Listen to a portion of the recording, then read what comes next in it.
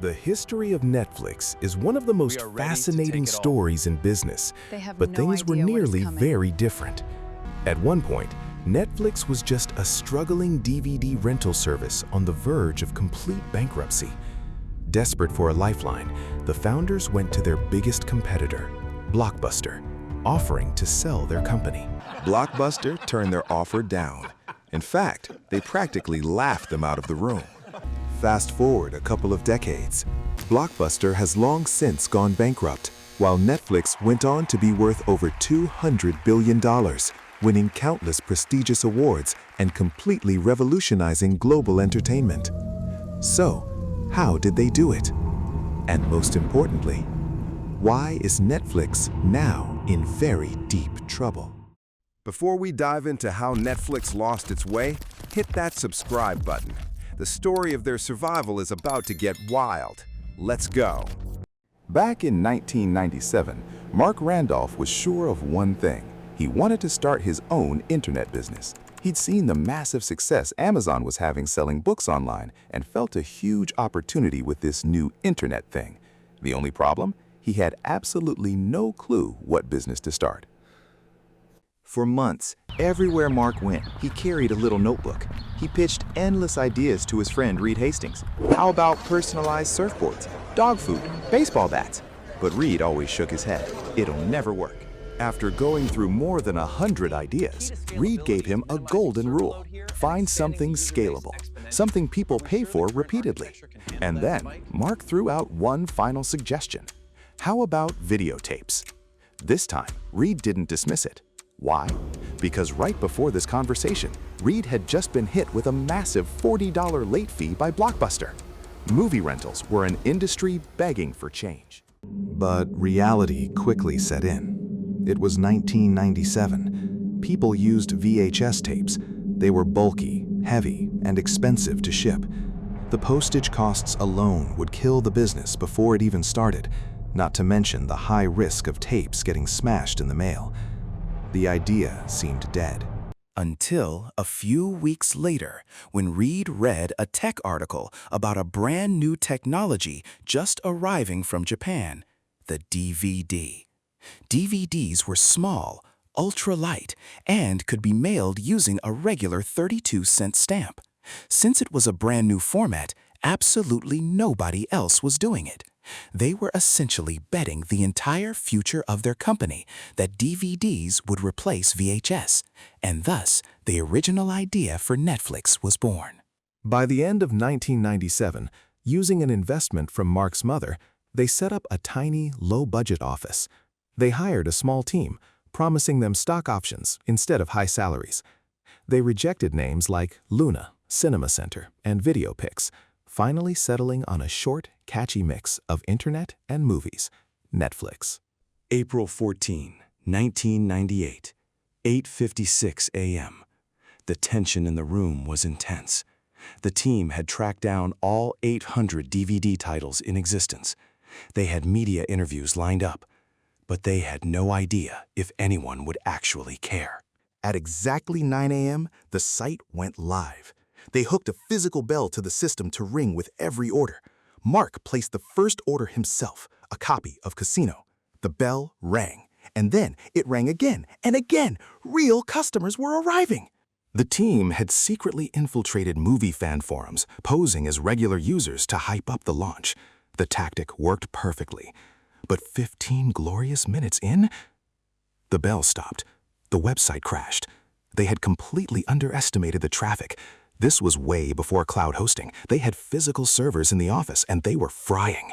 Someone had to literally sprint to a nearby electronics store to buy more servers. The site came back up, only to crash again 45 minutes later. They ran out of shipping boxes, they ran out of printer ink, and they had to email confirmation letters manually. Despite the absolute chaos, Day 1 ended with 137 orders. It was a massive triumph. But as they ate pizza late into the night, not a single person in that room could predict the madness that was coming next. In Netflix's very first full month, their revenue passed $94,000. Sounds amazing, right? Except for one massive problem.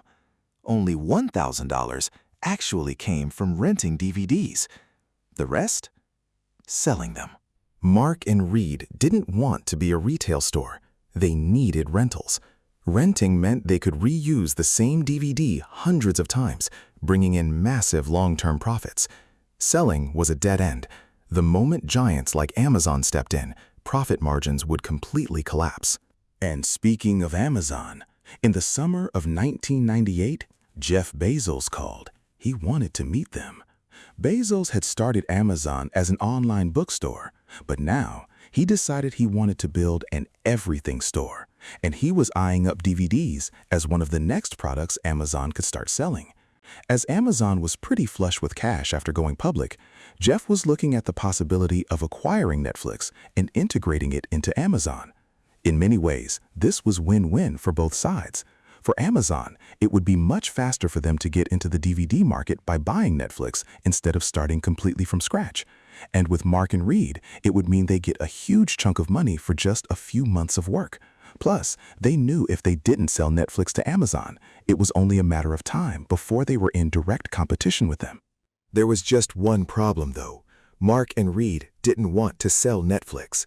They really felt there was huge potential with the online DVD rental idea, and they had just devoted the last few months of their life to building a great small team, a working website, and the largest collection of DVDs.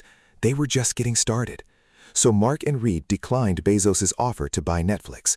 However, on the plane ride back home after meeting with Amazon, Mark and Reed came to another realization.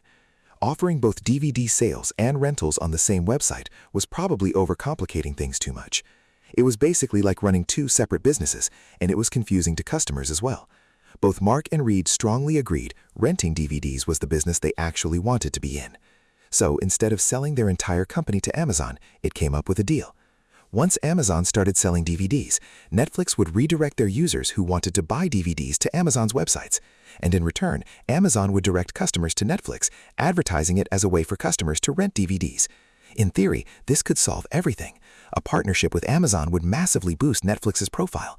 It would give Amazon as a friend, not an enemy. And most importantly, it would mean Netflix could solely focus on DVD rentals, which is the business model Mark and Reed actually wanted to pursue, and that they felt would work best long-term. But remember, in the first 2 months Netflix had been running so far, almost all of the money Netflix had made had come from selling DVDs, not renting. So Netflix were about to ditch the part of their business that was actually working well. What could possibly go wrong? In order to get more people renting DVDs from Netflix, Mark made a deal with some of the biggest manufacturers of DVD players, like Toshiba and Sony. The plan was that whenever someone bought a DVD player, if they entered the product's serial number on the Netflix website, Netflix would let them rent some DVDs for free. In theory, it made sense, because as a new customer bought a DVD player, they'd immediately sign up for Netflix for this promotion to get the free DVD rentals, and then hopefully get hooked on the service and become paying customers. But in reality, it was an absolute disaster. Netflix initially offered 3 free DVD rentals to anyone who bought a DVD player, but Sony pushed Netflix to make it 10 free rentals instead. This was really expensive for Netflix, but they desperately needed customers, so they agreed. The problems then began when the Netflix team noticed they'd shipped loads of free DVDs to the exact same address. It turns out Sony had put the serial numbers for their DVD players on the outside of the boxes, which meant anyone could see the serial number without actually buying the DVD player. As a result, people could go into their local electronics store, simply look at the small print on the bottom of the DVD player boxes, and then claim 10 free DVDs from Netflix with every single serial code. In other words, the promotion was getting abused, and Netflix were getting ripped off. But it gets worse. Even with the legitimate customers who actually had bought a DVD player, once they'd redeemed their free DVDs, they never went back to the Netflix website. People would claim the free ones from the promotion, but less than 5% became regular paying Netflix customers. So although the promotion most definitely increased the amount of DVDs Netflix sent out, it was costing them huge amounts of money with very little to show for it. Netflix realized they needed to try a new promotion idea, and this time they decided to go for a publicity stunt. Congress had just released the full footage of Bill Clinton's grand jury testimony, where he went into detail about his affair with White House intern Monica Lewinsky. This was an event all of America was talking about, and lots of people wanted to see the footage of the trial. So Netflix decided to convert the video footage onto DVD formats and give it away on their website for just 2 cents, with the tagline, "Have your 2 cents on the Clinton testimony." Just as Netflix had hoped, many newspapers wrote about the promotion, giving Netflix the free publicity they needed. And at first, it seemed like a big marketing success. For just a few $1,000s, Netflix attracted thousands of new customers to their website. But then, once again, things went wrong. You see, Netflix had partnered with a company to help them convert the videotape of the Clinton trial onto DVD, and then make lots of copies of it. It turns out that the company was also offering a similar service to people making adult movies. And somehow, whilst creating these Bill Clinton discs for the Netflix promotion, they accidentally mixed some of the adult movies in with the Clinton discs. Since all the DVDs were unlabeled, nobody realized about the mix-up until Netflix had already sent some of their users some pretty hardcore stuff. Of course, as soon as Netflix realized about the mix-up, they sent an email apologizing to everyone who'd signed up for this promotion and asked that people return the explicit DVDs so Netflix could send them the proper Bill Clinton DVD as they'd advertise. Although, funnily enough, not a single person returned it. However, all of this didn't change the fact that Netflix was hemorrhaging money. None of their promotions were leading to returning customers, and a deal they'd made with Amazon wasn't going well either. Netflix had sent them loads of traffic, but Amazon wasn't sending many customers back towards Netflix. Things were all looking quite bleak, and Mark couldn't help wondering, should we have just sold to Amazon when we had the chance? Or should we have stuck with selling DVDs instead of renting them? And then things got even worse. Reed Hastings pulled Mark aside and said, "I'm worried about us. Actually, I'm worried about you, about your judgment." Now remember, Reed and Mark were both co-founders of Netflix. Reed had put up most of the money, but hadn't been as active within the company. Meanwhile, Mark was running the company as CEO, devoting most of his time to it. However, Reed opened his laptop to a PowerPoint he'd prepared and began to explain some of the many issues he felt Netflix was having. Reed tried to explain as politely as he could, but he was concerned about Mark's recent choices. For example, some of his decisions with promotions, hiring, and the finances of the company, which admittedly ran a pretty bad state. Reed had always been pretty blunt and direct, but this presentation completely caught Mark off guard. He was furious. Was Reed seriously going to give him a presentation on all the ways Mark was failing as a CEO? Reed eventually ended by saying he wanted to become the Netflix CEO and that Mark should move to the role of president. He said they'd be a team working together, but Reed should have the official CEO title. Mark was completely overwhelmed by all this. He was angry. He was hurt. He considered Reed not just a co-founder, but a good friend, and this felt like a betrayal. But the worst part of all for Mark was that he knew Reed was right. Even though Mark had been essential in getting Netflix started, Reed simply had a lot more experience of running a company compared to Mark. And since Reed had a very good reputation in the tech industry after selling his previous business, he knew that Reed being CEO would be more popular with investors and help them get more attention and funding. After Mark had calmed down and rationalized the whole thing, he accepted. His job title wasn't that important to him anyway, and he'd still be heavily involved in any big decisions. Plus, he felt, with Reed now giving Netflix 100% of his focus, they had a better shot of making this work. Of course, making Reed CEO wasn't magically going to fix all their problems. The reality was, they were still struggling to get enough customers renting DVDs from them for the business to be profitable. Mark went for a run to clear his mind and tried to process everything. And whilst he was running, an idea struck him. An idea that might just change everything. Up until this point, Netflix had basically just been doing the same thing as Blockbuster but on the internet and renting DVDs instead of VHS tapes. But then, Mark thought, instead of people renting individual movies one at a time and keeping them for just a couple of days, what if Netflix completely ditched the return dates and late fees and instead offered a recurring subscription plan for a flat monthly rate. You'd get 4 DVDs at a time, and whenever you were done with a film, you'd simply swap it for a different one. But you'd always have some movies at your home, meaning you had complete flexibility of when to watch things and when to swap the DVDs for new ones. It was perfect, because before this change, Blockbuster had a clear advantage over Netflix. If you wanted to watch a movie, you could just drive down to their physical stores, unlike Netflix, where you had to wait 2 or 3 days for the DVD to ship. And with this new Netflix subscription model, where there were no set return dates or no late fees, it meant customers could always keep a few movies at their home so they were ready to watch instantly whenever the mood struck, so you didn't have to plan things out in advance. Reed loved the idea too, and once Netflix switched to the subscription model, immediately their popularity grew. On the first day they introduced this offer, 90% of people who saw it signed up to the subscription plan. That's an insanely high conversion number. Things were suddenly starting to look up for Netflix. Not only did they now have a better business model, but DVDs were starting to become more mainstream, and DVD players had started to get much cheaper, which of course all led to more interest in Netflix. And so their subscribers started to grow more and more every month. And because the subscription automatically renewed each month, these were repeat customers, so their revenue was growing rapidly as well. However, things got even better for Netflix when they started developing an algorithm to match the right DVDs to the right people. Netflix would realize that as they added more and more DVDs to their collection, it was important users could easily find movies they liked. Not only would it make users more likely to renew their subscription each month, but Netflix wanted a way for people to discover movies that were cheaper for the company to buy. Because if everyone was just renting the newest, most in-demand DVDs, it would be more expensive for the company. But a recommendation algorithm would help people find DVDs specific to their tastes. So Netflix developed an algorithm called Cinematch to pick up on patterns between users who watch similar things. They also started asking users to rate the movies they watched to help their prediction algorithm understand what each individual was enjoying and what to recommend more of. Once again, this gave Netflix another advantage over competitors. So after several rocky years of changing their business model multiple times, Netflix were now finally on track. And then, it's described as nothing short of breathtaking, a point drop never before seen on the US market.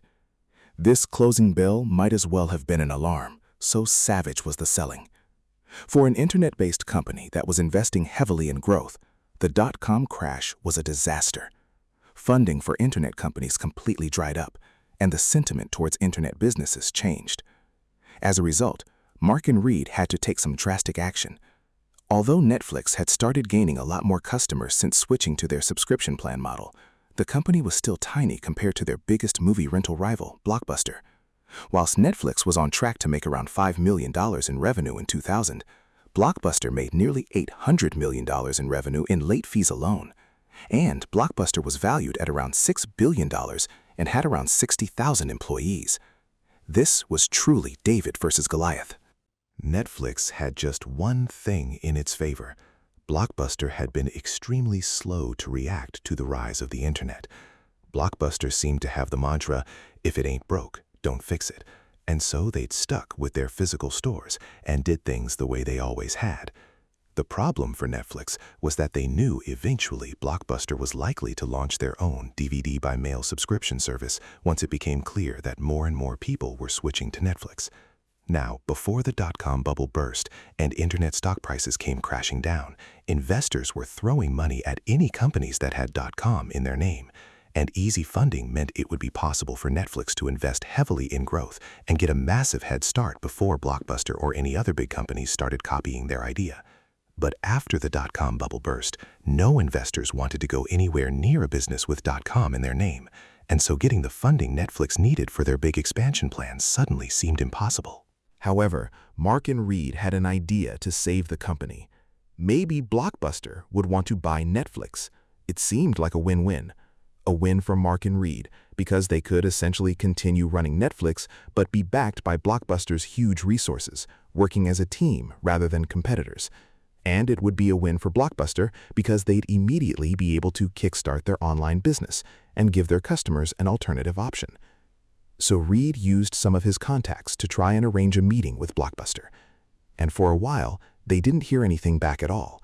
Netflix weren't sure if Blockbuster even knew who they were, But weeks later, they had a call to say Blockbuster could meet with them the following morning.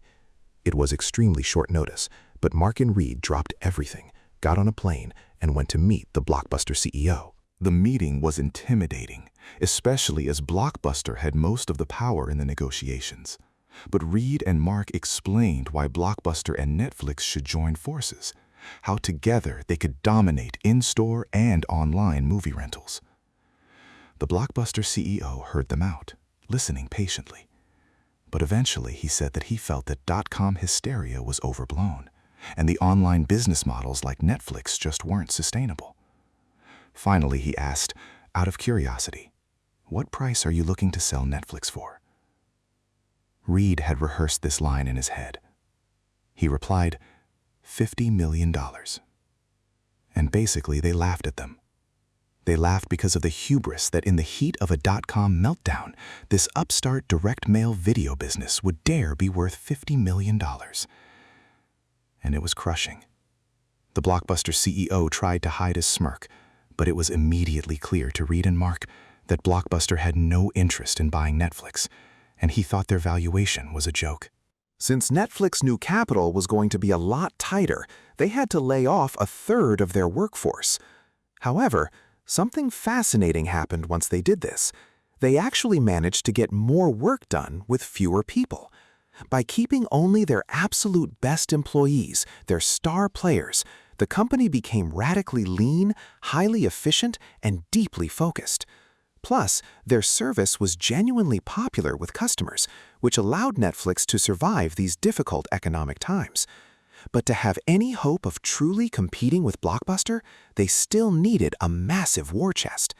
And so, in 2002, Netflix launched its IPO, selling shares to the public on the NASDAQ stock market to raise more money. It was a spectacular debut. The next couple of years saw explosive growth for Netflix, which inevitably forced Blockbuster to wake up. It took until 2004 for Blockbuster to finally launch their own copycat DVD-by-mail subscription service. From that exact moment, the two companies were in direct, brutal competition. However, Mark Randolph, Netflix's co-founder and original CEO, would not be joining the upcoming battle. Ever since Reed's infamous PowerPoint presentation where he took over as CEO, things had shifted. Mark's responsibilities had drastically decreased, and he began to feel out of place in his own company.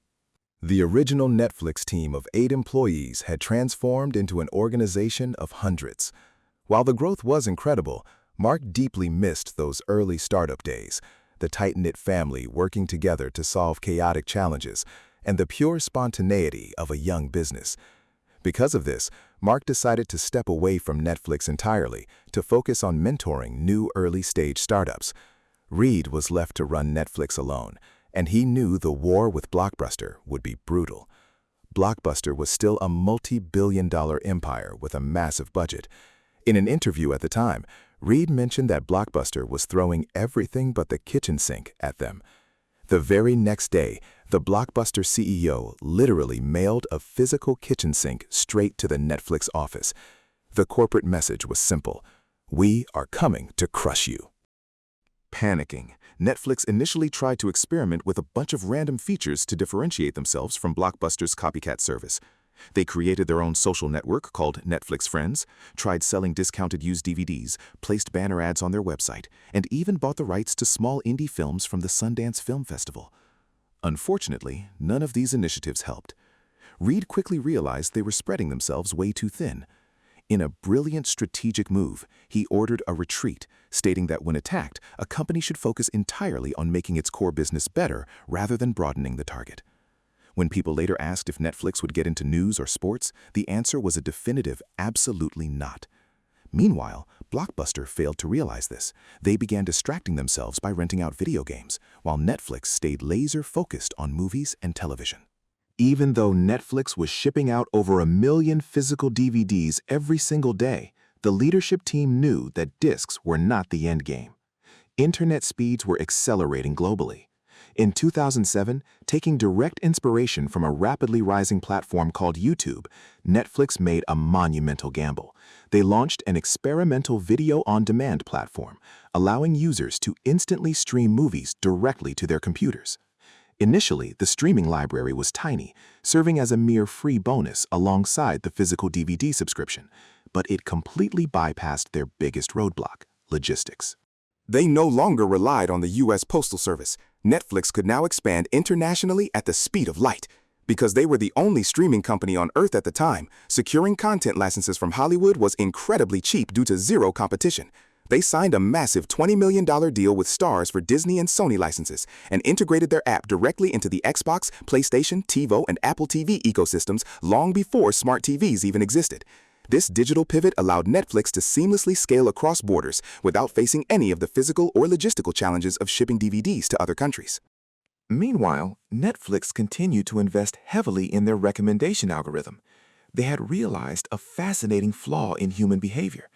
Users would rate a heavy historical masterpiece like Schindler's List 5 stars, but when they actually sat down to watch something, they almost always chose an Adam Sandler comedy. Ratings represented who people aspired to be, but actual viewing data revealed who they really were. To perfect this, Netflix launched the Netflix Prize in 2007, a public contest offering a massive $1 million reward to anyone who could improve their recommendation algorithm by just 10%. It was an absolute marketing and engineering triumph. Over the years, Netflix mastered hyper-personalization, even creating custom thumbnails for different users based on their data. Blockbuster tried desperately to claw back market share by removing their late fees, but they executed it terribly, charging customers the full price of a movie if it was returned a week late. It felt like a desperate, greedy cash grab.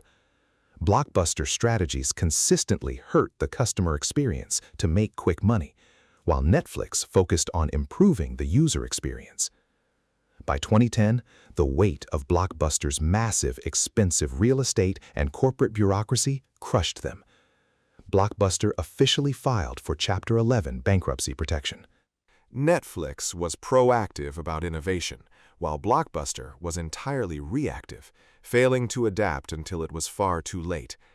Blockbuster was too busy protecting its current revenue model to realize how fast the internet was changing the world. All that expensive real estate, which had once been Blockbuster's biggest strength, instantly became its biggest weakness. This corporate blindness isn't uncommon. Think of how dominant Nokia once was in mobile phones or Kodak in photography.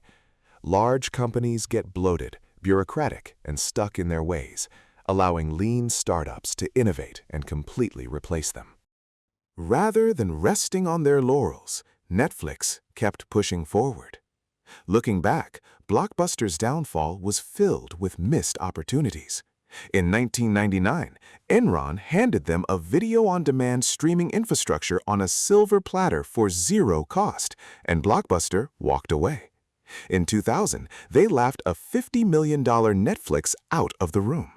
Today, only one single privately owned Blockbuster store remains on Earth as a nostalgic tourist attraction. In a beautiful twist of historical irony, a documentary detailing the survival of this final store is currently available to stream directly on Netflix. However, if this video was made a couple of years ago, this is where the success story would end. But that is no longer the case. Netflix is currently in deep trouble, caught in the middle of a brutal global conflict, the streaming wars. Netflix has become a victim of its own success. They proved streaming was the future, and suddenly every major media company on Earth decided they wanted their own platform. Now Netflix has to fight legacy entertainment giants alongside trillion-dollar tech titans like Apple and Amazon, who are pouring infinite capital into original content. This intense competition triggered severe consequences. Hollywood studios began ruthlessly pulling their massive libraries off Netflix to fuel their own platforms. Netflix instantly lost legendary legacy assets like The Office and Friends, along with the entire Marvel and Disney catalogs.